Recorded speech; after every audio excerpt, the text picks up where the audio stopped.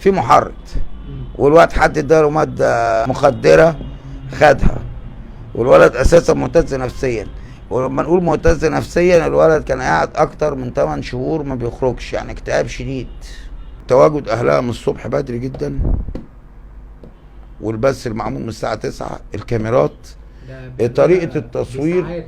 مش معدتها تركب الاتوبيس، ركبت الاتوبيس بعتت له رساله. طيب ايه اللي كان يستدعي دي في الجامعه ان الاهليه بتاعتها موجودين كلهم، وبس الساعه 9 10، الا اذا كان معمول له كمين.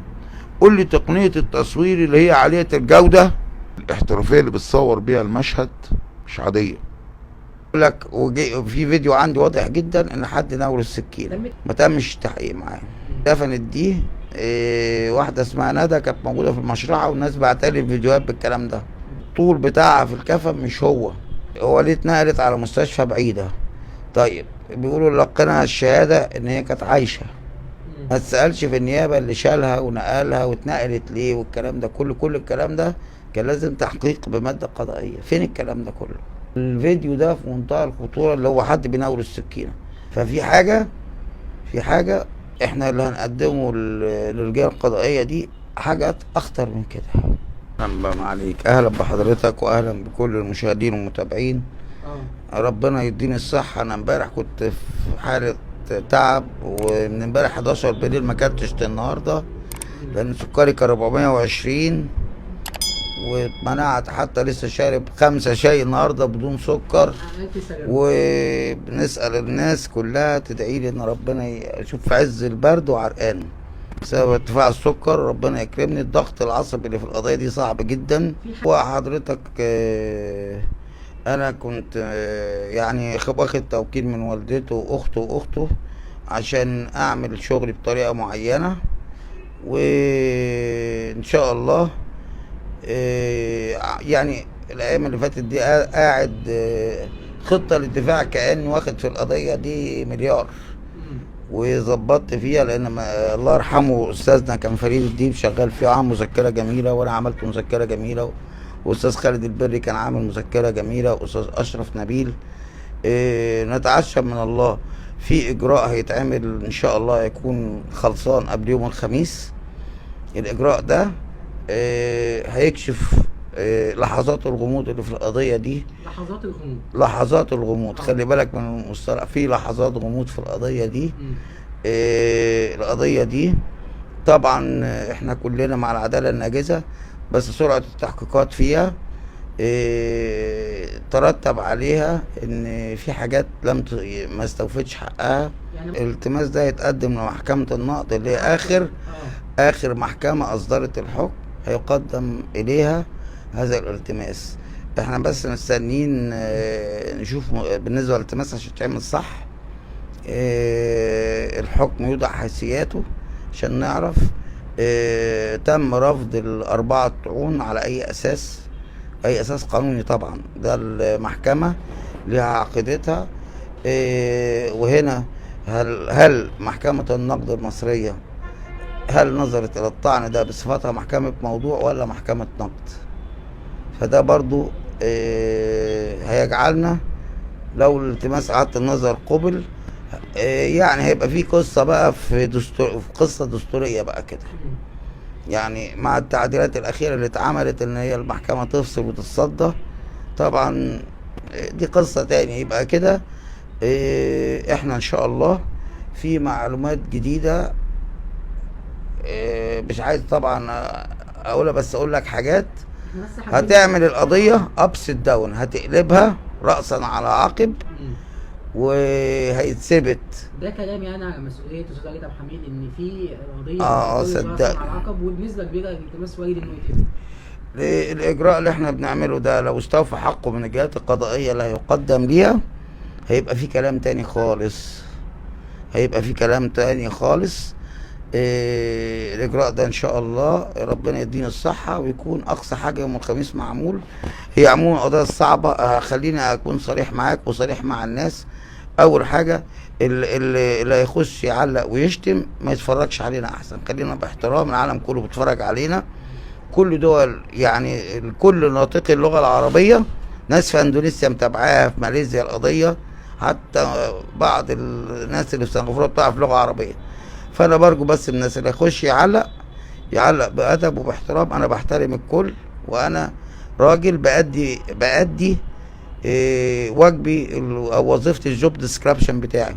الاسرى الاسرائيليين في حرب 73 امر رئيس السادات بعلاجهم على احسن علاج. فده انا بعتقد من اول يوم، وكان الدافع عندي ان شفت الولد في المحاكمات، شفت محمد عادل في المحاكمات، حسيت ان هو مهتز نفسيا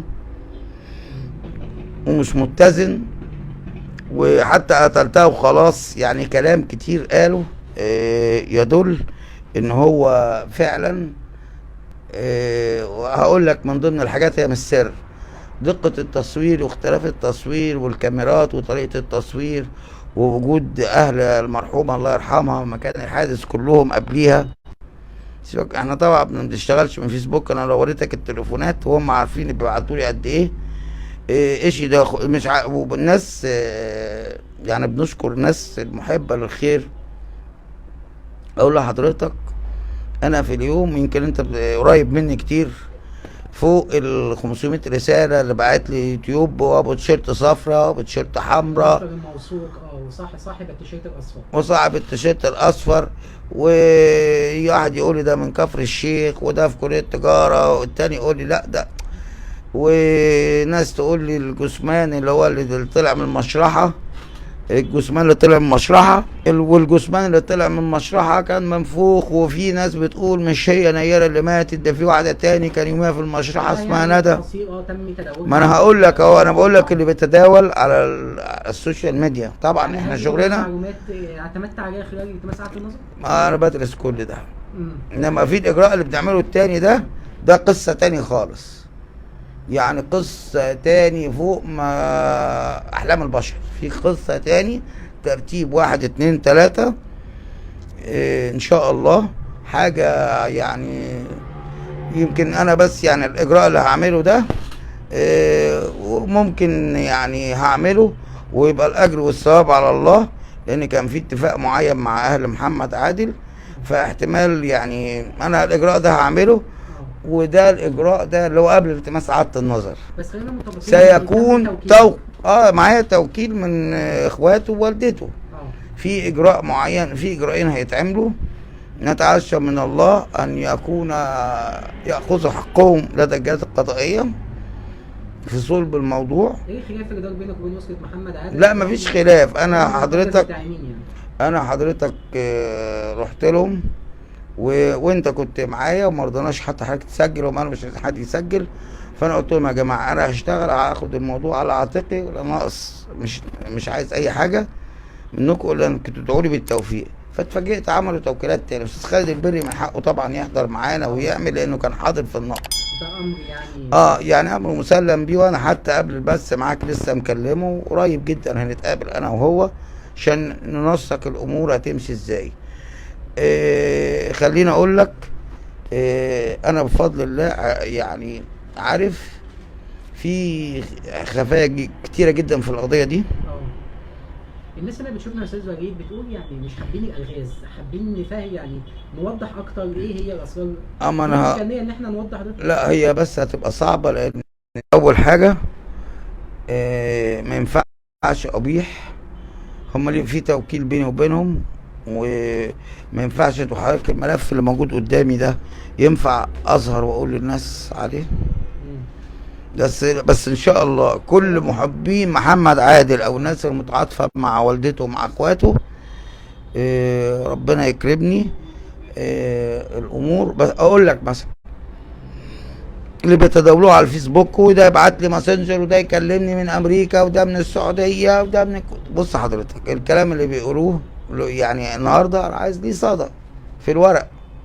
بيقولوا كان هم كانوا عاملين كمين لمحمد عادل بدليل وجود اهلها ووجود بلطجيه ومش عارف ايه الكلام ده لازم يبقى ليه صدى في الورق، حد يشهد بيه، او في كاميرا يعني رصدت الكاميرات. هي بس هو المشكله اللي عندي، المشكله الذهنيه وانا بتابع القصه، ان حضرتك ازاي الساعه 9:10 فيه بس، والجريمة وقعت مم. الساعة 10 وشوية. برضه حابين ننوه ان احنا خلال الايام القليله الماضيه طلعنا يعني لايف واتكلمنا عن الغاز كتير واسرار ليها علاقه بقضيه ليلى اشرف طيب. وكانت المنصوره بان طيب. ضمنها كان لايف مستمر وشغال قبل الواقع طيب بدقائق. احنا حضرتك في فيديوهات اللي هي متداولة مثلا بيقول لك في واحد ناوله السكينة، ماشي، يقول لك ده مش عارف محمود طراز ولا ماشي، وانت عارف التيشيرت الاصفر يعني ده صار لك. وفي فيديو عندي واضح جدا ان حد ناوله السكينة. تم التحقيق معاه؟ ما تمش تحقيق معاه. في ناس تانية بيقولوا اللي اتدفنت دي واحدة اسمها ندى كانت موجودة في المشرحة، والناس بعتلي فيديوهات بالكلام ده. ناس بيقولوا الطول بتاعها في الكفن مش هو. كل ده الناس بعتهولي، انا مش بكلمك كلام من دماغي، ده موجود على التليفون كله، مفيش حاجة انا بمسحها. احنا بنتكلم على دلائل ملموسة. ما هو المشكلة ايه؟ هقول لحضرتك حاجة. المشكلة انا راجل محامي ما بعرفش اشتغل الا بالملف والورقه والقلم. ففي حاجه قريب جدا جدا جدا، واول ما هخلصها زي ما وعدت حضرتك هتكون انت اول واحد تسجل معايا، وما تكون اول ناس في حضرتك. انا بس بقول لك اللي بتداول عشان الناس تهدى شويه. لعلمك كل اللي على السوشيال ميديا هم اللي اذوا الاخ محمد عادل. ليه بقى؟ برضه بنقول للناس يا جماعه القانون ملف ورقه وقلم. اجراءات التحقيق كانت قصيره. النهارده محمد عادل اللي ضربوه، هو محمد عادل بيقال ان الجروح اللي خدها كانت خدوش اللي هو عملها لها. سبب الوفاه الرئيسي بيقولوا لا غير. تابعت اخر لقاء لاسره محمد عادل تحديدا ما تردد على لسان الام. احنا بنتكلم بقى عن معلومات خطيره وتم ترددت يعني على لسان الام في احدى المحطات. يعني هنا الام يعني بعض الكلام اللي قالته ان محمد محدش شافه يوم ارتكاب الواقع، لحظه ارتكاب الواقع وهو بيطعن ليلى اشرف، لان تم ضبطه عن طريق تحقيق الشخصيه او البطاقه. ما انا هقول لحضرتك حاجه. حتى في مستشفى كانت قريبه من مكان الواقع ومستشفى تاني. ما انا هقول لك الجماعه او الناس اللي هي نحترمها ونقدرها، اللي هم اللي بيقولوا محمد عادل مظلوم. هقول لك من ضمن بيقولوهولي هو اللي اتنقلت على مستشفى بعيده. طيب بيقولوا لقينا الشهاده ان هي كانت عايشه. طيب ما تسألش في النيابة اللي شالها ونقلها واتنقلت ليه والكلام ده كله. كل الكلام ده كان لازم تحقيق بمادة قضائية. فين الكلام ده كله؟ فين الكلام ده كله حضرتك؟ الفيديو ده في منتهى الخطورة، اللي هو حد بيناول السكينة. بل احنا اللي هنقدمه للرجال القضائية دي حاجات أخطر من كده، حاجات أخطر من كده، حاجات معتمدة على محرض يعني جزء هيبقى فيه محرض وفي الولد ارتكب الواقعة ان هو ارتكبها. يا خلي بالك الولد، شوف التصوير بتاع الفيديو. انا سألنا حد متخصص وانت متخصص فاهم التصوير، طريقة التزويم بتاعت الكاميرا والحاجات دي كلها. يعني كل ده لازم يتفحص كويس جدا. ليه ما اتاخدش بكاميرا الجامعه؟ ما عايزين نعرف يعني الكائنه في بوابه توشكا تحديدا. ايوه بالظبط كده، عايزين نعرف الكلام ده. يعني بص، من ضمن اللي اتقال ان في عماره بتتبني قدام الواقع. العماره دي تم اتحط فيها كاميرات، واحد صاحب شركه ميديا، من كل الكلام ده جاي قريب، هو اللي حط الكاميرات. ما هو بص، في علامات الاستفهام اللي هتغير كل حاجه. تواجد اهلها من الصبح بدري جدا، والبث المعمول من الساعه 9، الكاميرات، طريقه التصوير بساعات مش دقائق، بساعات. الطريقه الاحترافيه اللي معمول بيها الشغل. شوف كل الناس تشوفوا على اليوتيوب وعلى الفيسبوك وعلى التويتر، الاحترافيه اللي بتصور بيها المشهد مش عاديه.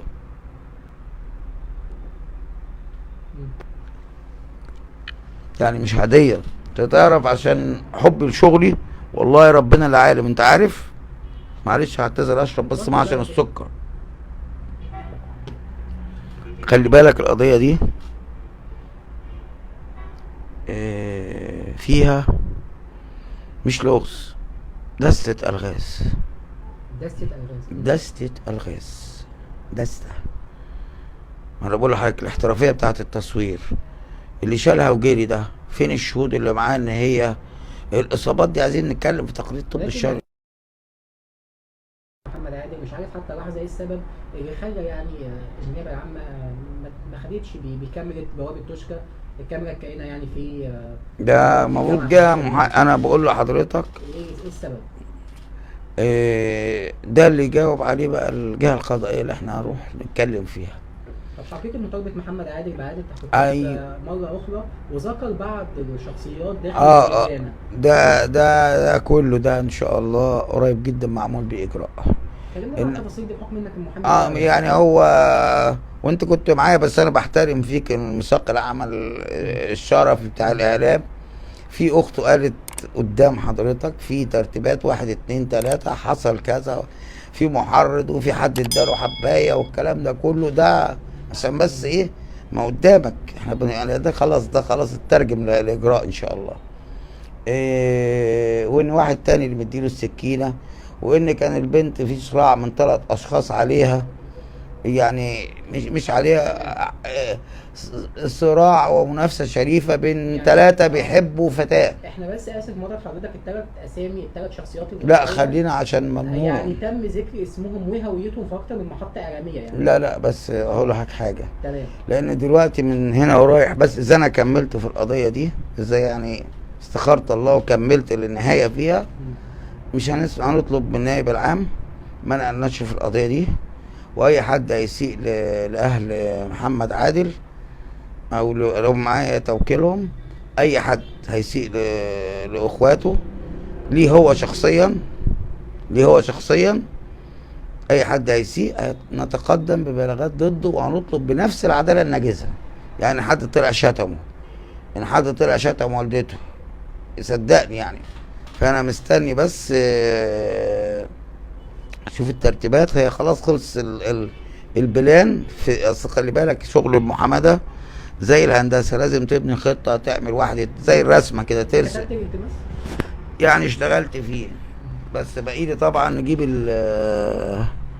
الصوره بتاعت الحكم، حقنا ناخد حكم النقض عشان يبقى معمول قانوني. انما في اجراء تاني خالص بيتعمل ان شاء الله. وبنتمنى من الناس بس الصبر. خلي بالك القضيه دي ستكون لها صدى خارج مصر عن ان شاء الله لما يتفتح باب التماس اعاده النظر، ستكون وسام للقضاء المصري وردا على كافة أقاويل الجهلاء. هو القاضي من قديم الأزل، القاضي يحكم بما قدم إليه بالمستندات وأوراق وشهادة شهود.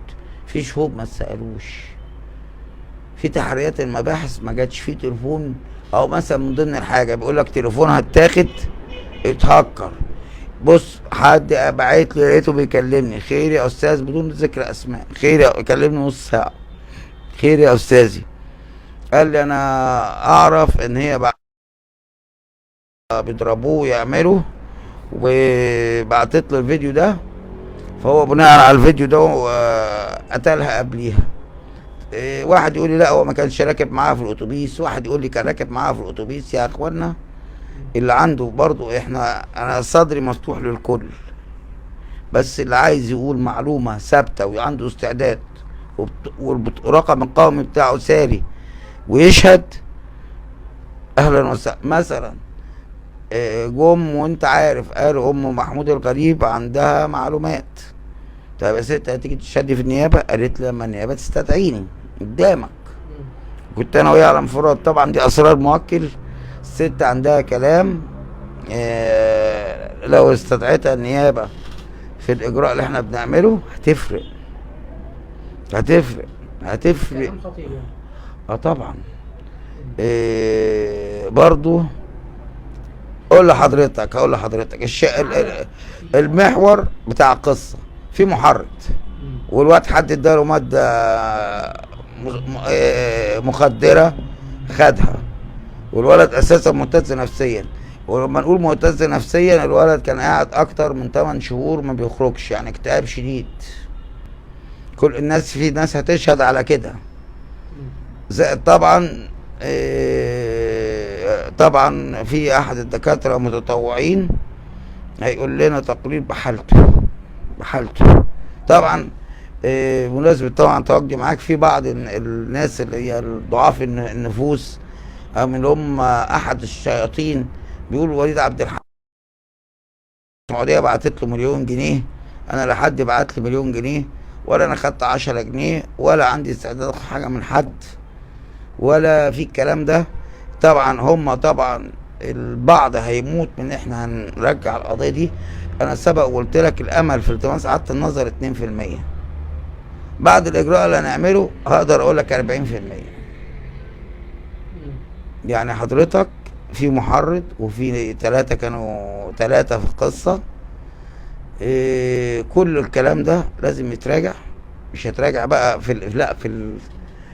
يعني هقول لك، بص والله يا استاذ محمد، هتبقى قدام مشاهدينك طيب مفاجأة محدش يحلم بيها. طيب خلينا، فبيقولوا هي بعتت له رسالة. احنا مش بنوضح اسرار، ده كلام متداول. ما هو ده كلام متداول للأسف. بص أقول لك حاجة، اللي يتعب شيخ المحامين لو جال هلباوي وأحسن محامي في أمريكا، في إنجلترا، في اليابان، لو جبت محامي الآلي، يعني اللي يتعب هنا ما يتردد في الإعلام.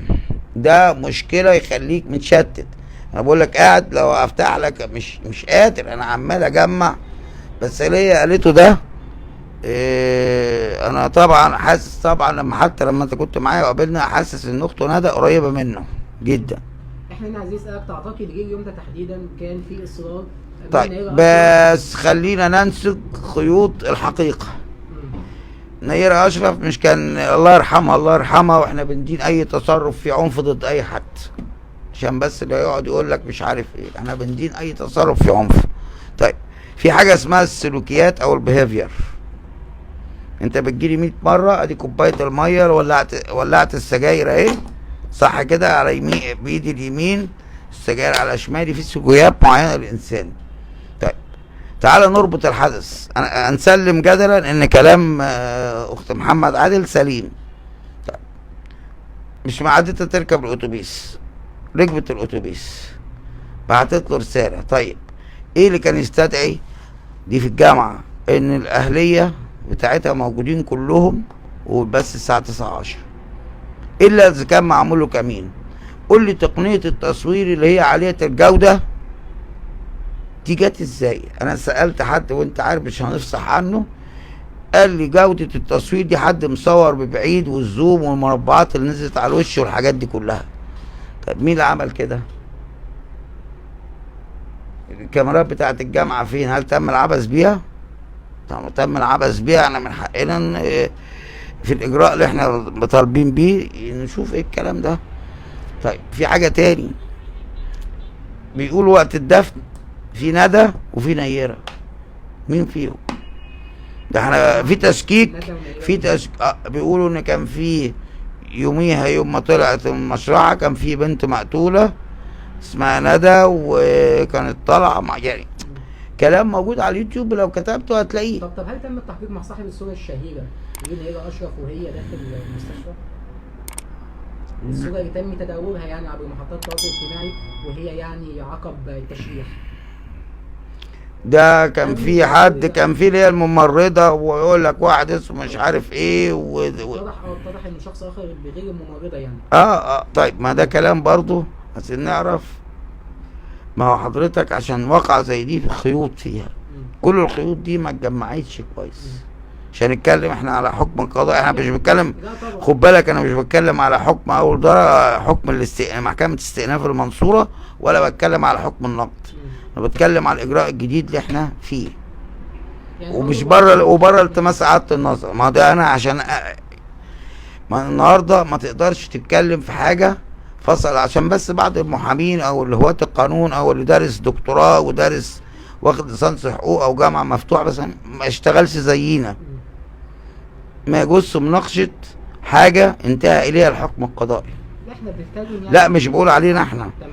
يعني ما يجوز الا في التماس اعاده النظر وده ليه شروط. احنا كلامنا كله في سياق التماس اعاده النظر، وبنتحور يعني. لا وفي اجراء جديد والله، اول ما اقدمه للجهه القضائيه المعينه دي تلاقيني بتصل بيك واقول لك تعالى عشان انا بحترم الموقع ده جدا. يعني برضه خلينا نوضح لحضرتك ان بعض الكلام المتداول عبر التواصل الاجتماعي بصفه عامه ان محمد عادل الواقعه نفسها ما كانتش نحر بمعنى كلمه نحر، كان مجرد طعنات في الرقبه. تقرير الطب الشرعي اثبت ايه في النقطه دي؟ بيقولوا في الضربات في الرئه اهو. يبدو ان يعني المعلومات اللي وصلت لجمهور السوشيال ميديا والراي العام ده تصدع دماغ اي حد. هقول لحضرتك حاجه، ما تمش النحر، قضيه نهير اشرف معروف اعلاميا بنحر فتاه امام بوابه تشكى، هو مثلا ما تمش النحر من الاساس مثلا. ما انا بقول لك الورق قصه واللي الناس عماله تحكي فيه. طب يا جماعه حد جه يشهد؟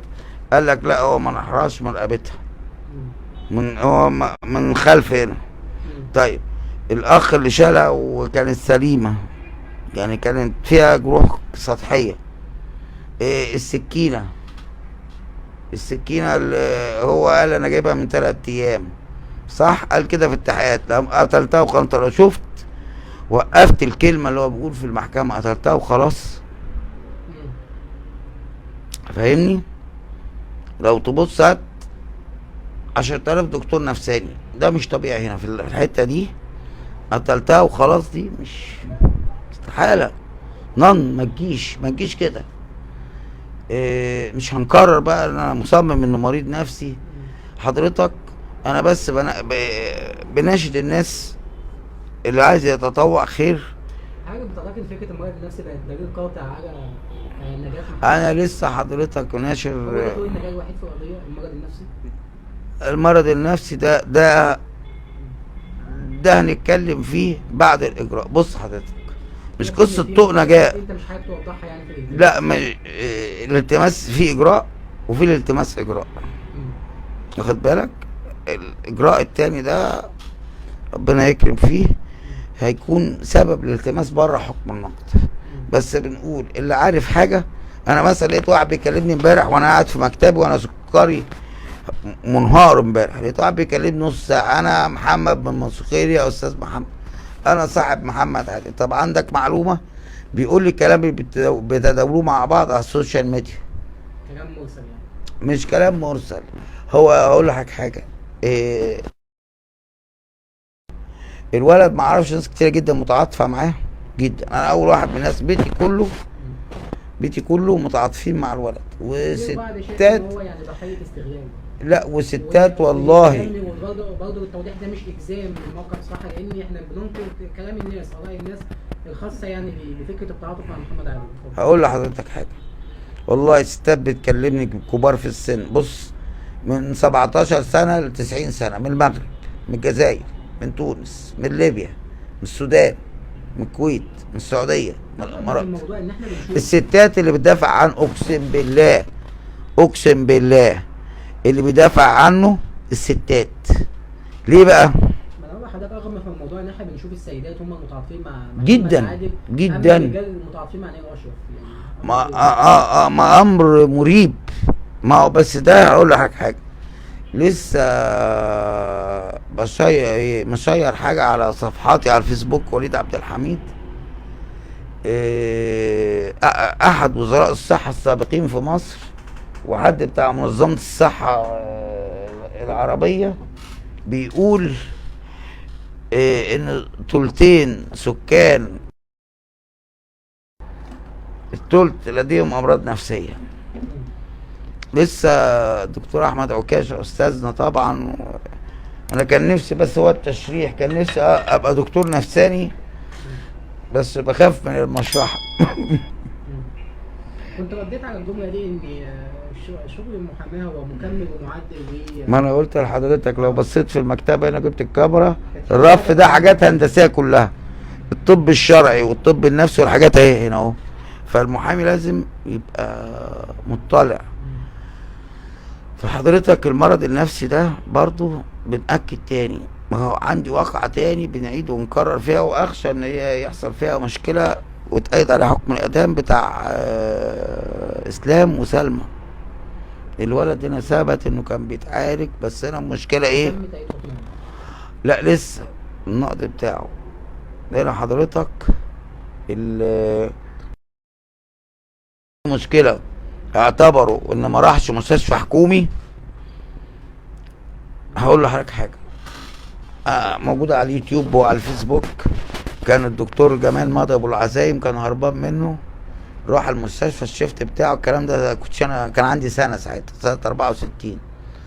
راح لقى هربان 264 واحد. قال له ماتوا صفارة وخد الدكاترة وعملوا قطر وطلعوا بيه في الشارع، مستشفى العباسية الأمراض النفسية.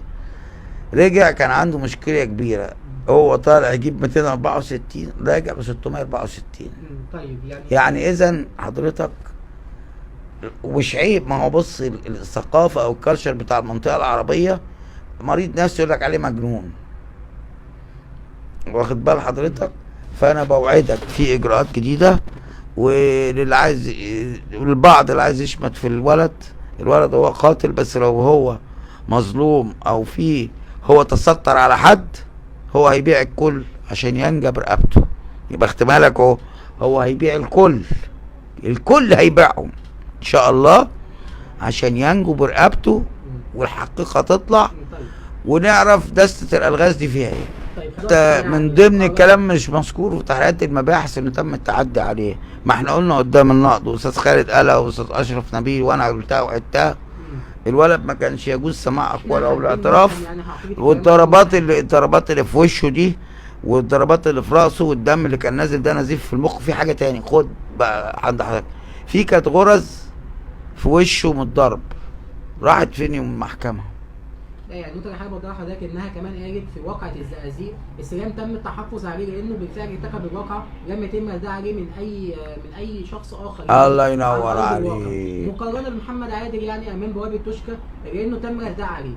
السؤال هنا يعني ده تم في غيبوبة، دخل غيبوبة من كتر الضرب. هنا الام المكرومة كانت حابة توضح للاعلام منين ابني ارتكب الواقعة وبالفعل طعن نيل اشرف، ومع ذلك على الرغم من ده بدلا من التحفظ عليه تم الدعاء عليه، وده اللي ما حصلش في واقع الاسلام، واقعة الزقازيق. تمام.